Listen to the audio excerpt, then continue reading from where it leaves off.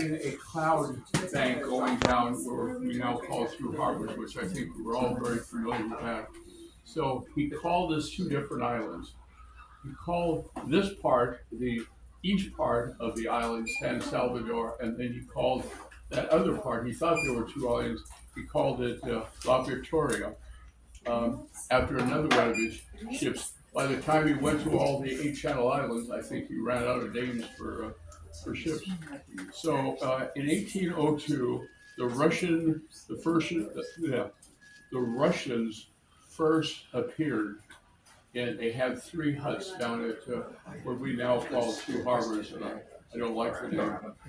From 1802 to 1883, we were called Union Bay. In 1884 to 1957, we were called the Isthmus of Catalina Harbor, which I think most of us like. But somebody got the great idea in 1959 to change it to Two Harbors. So and I know who he is, but he's dead now, so I don't have to feel bad about that. So in 1806, Captain Joseph O'Connor and Jonathan Winship entered into a contract with the Russian American fur company, Sitka, Alaska, with 150 Aleut Indian hunters supplied. And they're just saying they did bad things to women and worse things to men. In 1811, there was a major attack by the Russian otter hunters. In 1820, the Indians, which of course I hate your term, Indians, the natives, um, moved to San Gabriel Mission, which is why they're often called the Gabrielans Indians, because they ended up in San Gabriel. Um, in 1823, there was a Russian and Spanish contract regarding fur hunting. Um, the barracks were put there in 1863, and almost immediately it was open for people to go there. They had the Barracks Board House in 1892, the Barracks Hotel in 1894, and then of course you had Joseph B. Banning's home in 1903. Right away it was opened up. So in 1903, the hotel and the restaurant, managed by Peter Cinder. So the Banning household used believe this or not, in 1909 they used the Banning home as a sanatorium, and it was run by a Dr. J. Bassett. Um, Now, I know Sandy remembers this, and I used to do it all the time. Do any of you remember that there was a big, big hut, an elevated hut that was left over from Mutiny on the Bounty? You don't? Okay, well, I used to go in it. It was a giant hut. It was one of the few things that were left behind. Where? Well, it was just sort of Right here? not here. Two harbors? Yeah, but it's over. It was kind of in the middle between, kind of near where the snack bar is. Oh, okay.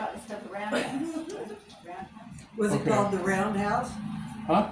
Was it called the Roundhouse? It was called the elevated hut. It was just a giant elevated hut. In other words, you had to crawl into it. And finally, the school was put there in 1987 and was paid by Cliff Tuck. So anyway, that's sort of the background of it. So. Sandy, you wanted to add something just then. No, just at the Roundhouse, but a lot of those things, there were Roman temples there too. They did so much building down there. Really? And so they built things up and tore them down and reused them, Right. and they would sell things back and forth. The film company would bring wood and things over to construct stuff, then they would leave. The company would take it back and then sell it to the next film company when they built another something or other, which was, Sadie Tuck is a lot of all the South Sea movies were filmed. If it's black and white, it was probably filmed down there. So they had a lot of things in the Roundhouse, and Christian's Hut survived for a long time. Now, my father said the worst thing he ever had to do, he worked with Philip Knight Wrigley. He said, Philip Knight Wrigley, they drove in their car, and they drove down and overlooked, both there. All the sets were still there. They still have some of the pots from old iron. It was really great. You felt like you were and he looked at Dad and he said, I want that all taken down. Oh. And Dad said, why? He said, it just looks bad. Well, Sandy said, they reused it. They took it back. Art Lachelle was really good about this. They would, make a movie, take it away.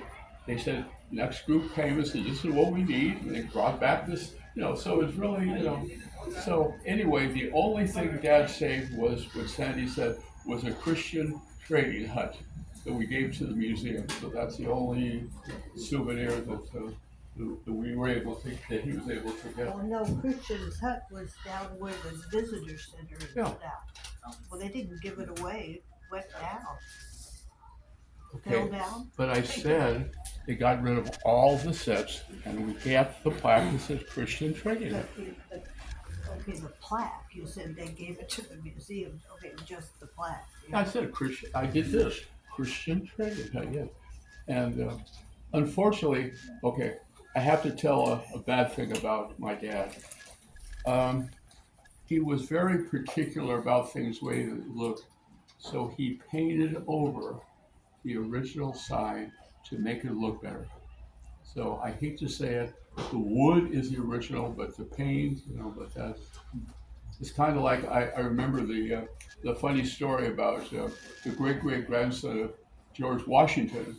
He went to have his hatchet, see how much it's worth, and the man said, "My gosh, it's in wonderful condition." He said, "It should be. I've changed the handle 3 times, and I've changed the blade 5 times." So anyway, that's the end of that one.